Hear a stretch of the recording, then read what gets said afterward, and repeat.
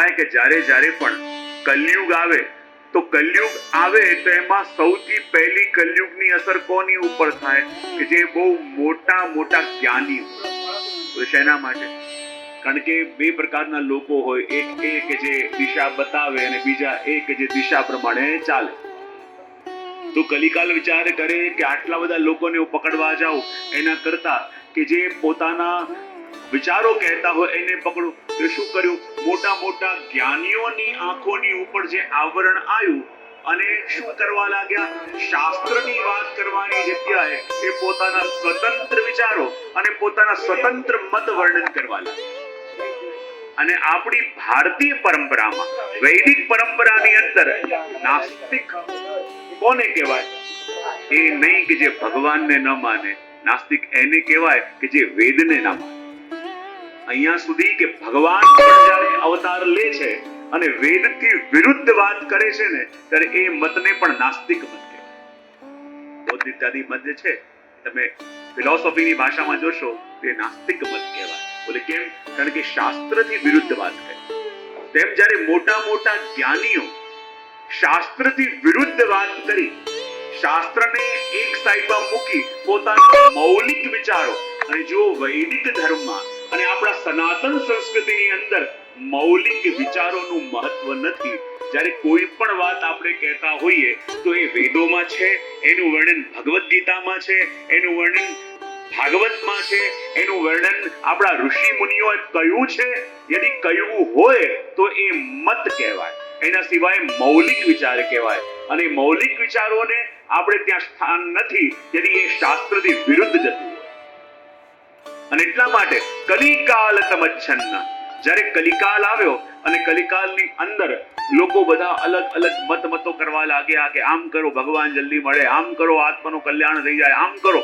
અને શાસ્ત્રથી વિરુદ્ધ વાતો જ્યારે થવા લાગી ત્યારે એમ કહેવાય છે કે એકવાર ભગવાન શેષજીના ઉપર શેષૈયામાં ભગવાન પડેલા હતા અને શેષજીએ શું જોયું કે જુઓ, જે ભગવાનના ગુણગાન માટે આ ભગવાને જેને બનાવ્યા છે એ મનુષ્ય જગતમાં આવીને એવો જ્ઞાની થઈ ગયો છે, એવો જ્ઞાની પોતાને સમજવા લાગ્યો છે કે પોતાને બનાવનારના અસ્તિત્વ ઉપર જ પ્રશ્ન ઉભો કરવા લાગ્યો છે.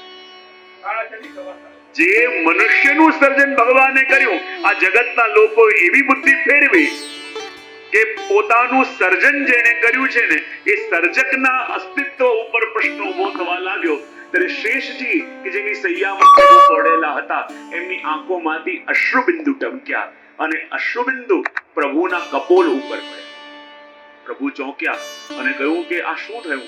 ત્યારે શેષજી કહે કે પ્રભુ, હું તો હજારો મુખોથી આપનું નિત્ય ગુણગાન ગાઉં છું, પણ મારાથી એ જોવાતું નથી કે જે મનુષ્યને આપે બનાવ્યા છે આ કલિકાલની અંદર, એ પોતાને એટલો જ્ઞાની માનવા લાગ્યો છે, પોતાને એટલો વિદ્વાન માનવા લાગ્યો છે કે પોતાને બનાવનાર ભગવાનના જ અસ્તિત્વ ઉપર પ્રશ્ન કરે છે અને વસ્તુ મારાથી સહન થતી નથી. ત્યારે ભગવાન કહે કે હવે શું કરવું જોઈએ?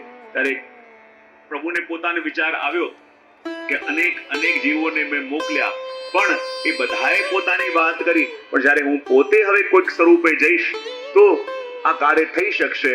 અને ભગવાન પોતે આચાર્યનું સ્વરૂપ લઈને શ્રી મહાપ્રભુજી સ્વરૂપે ભૂતલમાં પધાર્યા અને ભૂતલ પર પધારીને આપે વૈદિક ધર્મનું, જો પુષ્ટિ માર્ગ મહાપ્રભુજીએ સ્થાપ્યો નથી, પુષ્ટિ માર્ગ પ્રગટાવ્યો છે.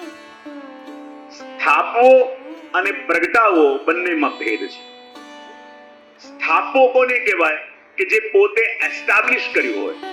અને પ્રગટાવ્યો એટલે શું કહેવાય? કે ક્યાંક છુપાયેલો હતો, પણ હતો અનાદિ, હતો શાસ્ત્ર સંમત, હતો પ્રભુ પ્રવર્તિત. આ પુષ્ટિ માર્ગ એ શ્રી મહાપ્રભુજી પ્રવર્તિત નહીં, પુષ્ટિ માર્ગ એ સ્વયં શ્રી ગોર્ધન ધર્ણ પ્રવર્તિત છે, સ્વયં ભગવાન પ્રવર્તિત છે. કારણ કે મહાપ્રભુજી પ્રગટાયો કહીએ, મહાપ્રભુજી સ્થાપ્યો કહીએ તો 500 વર્ષ થઈ જાય.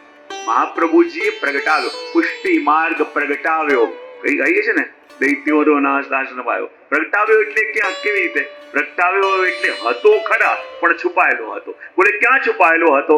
તો આપણે કહ્યું ને, વેદા શ્રી કૃષ્ણ વાક્યાની વ્યાસ સૂત્રાણી ચૈવહી સમાધિ ભાષા વ્યાસસ્ય પ્રમાણમ તચ્ચતુષ્ટય.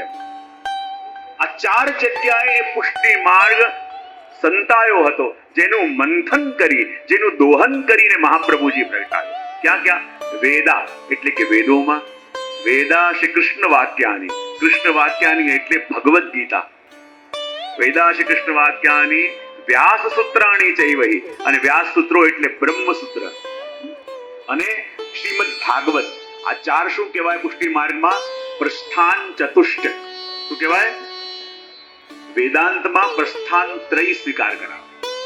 આ પ્રસ્થાન ત્રયનું મંથન કરી જે પોતાનું જ્ઞાન પ્રગટ કરે એને એમની ફિલોસોફી કહેવાય. શંકરાચાર્યજી જે ચિંતન કર્યું અદ્વૈતમાં કહેવાય. રામાનુજાચાર્યએ કહ્યું વિશિષ્ટાદ્વૈત, એમણે પણ આ પ્રસ્થાન ત્રયનું મંથન કર્યું. માધવાચાર્યએ કહ્યું દ્વૈતાદ્વૈત, અને એ જ પ્રકારે શ્રી મહાપ્રભુજીએ જે મંથન કર્યું એને કહેવાયું શુદ્ધાદ્વૈત, શુદ્ધ અદ્વૈત. અને શુદ્ધાદ્વૈત એટલે આ ચારોની અંદર જે પુષ્ટિ માર્ગ સંતાયો હતો એમાંથી આપે મંથન કરીને એને પ્રગટ કર્યો, અને પ્રગટ કરી એ પુષ્ટિ માર્ગ આપણને આપ્યો. અને એટલે તો કહેવાય છે કે મહાપ્રભુ શા માટે પ્રગટ્યા? તો કહ્યું કે દયા નિજ મહાત્મ્ય ગરિષ્યન પ્રગટન હરિ. કહ્યું ને કે નિજ મહાત્મ્ય એટલે શું? નિજ એટલે પ્રભુનું મહાત્મ્ય પ્રગટ કરવા માટે તો પ્રગટ્યા, અને નિજ મહાત્માનો એક અર્થ થાય નિજ જનોના મહાત્માને પ્રગટ કરવા માટે. નિજ જનોના મહાત્માને પ્રગટ કરવા માટે એટલે શું? જ્યારે મહાપ્રભુજીએ પ્રાગટ્ય લઈ જે પ્રભુના નિજજનો છે ને એ બધાનો મહિમા કેટલો વધાર્યો. જ્યારે પુષ્ટિ માર્ગમાં કહેવાય કે માંગવામાં ન આવે પ્રભુ પાસે, પણ મહાપ્રભુજી પણ અહીંયા માંગે છે. વિરોધ લક્ષણ ગ્રંથની અંદર એટલે શું માંગે છે? તો કહે યચ દુઃખમ યશોદાયામ નંદાદિનામ જ ગોકુલે ગોપિકાનામ તુ યત દુઃખમ તદ દુઃખમ શાન મમ કવચ. શ્રી મહાપ્રભુજી કહે છે કે મારે પ્રભુ આપની પાસે માંગવાની ઈચ્છા થાય છે. બોલે શું? પ્રભુ એવું દુઃખ મને, એવો વિરહ મને ક્યારે થાય કે જ્યારે અક્રૂરજી યશોદા મૈયાની પાસે પ્રભુને લેવા માટે આવ્યા અને પ્રભુને પધરાઈને જતા હતા, અને જે વિપ્રયોગનું દુઃખ યશોદા મૈયાને થયું એવું મને ક્યારે થાય? ત્યારે એ યશોદા મૈયાનો મહિમા વધારે છે. જ્યારે મહાપ્રભુજીને પૂછ્યું કે આ પુષ્ટિ માર્ગના ગુરુ છો, તો મહાપ્રભુજી પોતે કહે ના, ગોપિકા નામ ગુરુ પ્રોક્તા, કે પુષ્ટિ માર્ગમાં ગુરુ હું નહીં, એ વજની ગોપિકાઓ છે ને એ ગુરુ છે. એમણે જેવી રીતે પોતાના ઘરના વ્યવહારો નિભાવતા, પોતાના ઘરના સંબંધો જાળવતા, પોતાનો ધર્મ જાળવતા, જેવી રીતે ચિત્ત પ્રભુમાં રાખીને પ્રભુને પામ્યા, એ જ આપણા પુષ્ટિ માર્ગી વૈષ્ણવની જીવન સાધના કહેવાય. પોતાના વ્યવહાર નિભાવતા જુઓ, જેવી રીતે એક સિમ્પલ દ્રષ્ટાંત આપું. એક ગામના પેલી પનિહારી હોય ને, જે ઘડો લઈને પાણી ભરવા જાય, એ પાણી ભરવા જાય જતી હોય ને ત્યારે જોજો એક બાજુમાં એની બહેન પણ એની સખી ચાલતી હોય, એના એક હાથમાં બાળકને તેડેલું હોય, ઉપર ઘડા છે. અહીંયા સખી પૂછી રહી છે, એને જવાબે આપે છે. અહીંયા બાળક વારે રડે છે, એને શાંત પણ આપે છે, પણ તોય ઘડું હલવા દેતી. વ્યવહાર સાચવે છે, વ્યવહારિક લોકોના સમાધાન કરે છે, પણ એનું ચિત્ત જેમ ઘડામાં રાખે છે એમ આપણે પણ વ્યવહાર જગતના સાચવતા આપણું ચિત્ત જે દિવસે પ્રભુમાં સ્થિર થઈ જાય ત્યારે માનવાનો આ પુષ્ટિ માર્ગ આપણને ફલિત થઈ ગયો.